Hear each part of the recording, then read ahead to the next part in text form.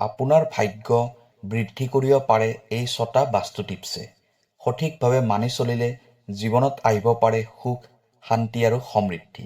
Number 1, ঘৰৰ উত্তৰ পূব দিশ সদায় পৰিষ্কাৰ কৰি ৰাখিব। এই দিশক ভাগ্য আৰু সমৃদ্ধিৰ দিশ বুলি কোৱা হয়। নম্বৰ 2, ঘৰৰ মূল দুৱাৰ সদায় পৰিষ্কাৰ কৰি ৰাখিব।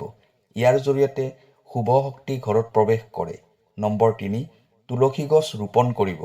তুলসী গছ থাকিলে ঘৰত পবিত্ৰতা আৰু পজিটিভ এনাৰ্জি বৃদ্ধি পায়। নম্বৰ 4, ঘৰত ভাঙি যোৱা বস্তু নাৰাখিব।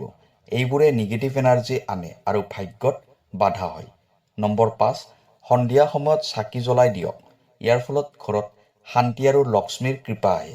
নম্বৰ 6, ঘৰ সদায় সুগন্ধি কৰি ৰাখিব। ধূপ জ্বলাই দিলে পৰিৱেশ পবিত্ৰ হয়। এই 6টা সহজ বাস্তু টিপছ মানি চলিলে আপোনাৰ ভাগ্য লাহে লাহে উজ্জ্বল হ'ব পাৰে। প্ৰিয় দৰ্শক, যদি আপোনাৰ ব্যক্তিগতভাৱে যিকোনো সমস্যা হৈ আছে তেনেহ'লে ভিডিঅ'ৰ স্ক্ৰীনত দিয়া নম্বৰত আমাক যোগাযোগ কৰিব। ভিডিঅ'টো শ্বেয়াৰ কৰি দিব আৰু কমেণ্টত লিখিব জয় মা লক্ষ্মী। ধন্যবাদ।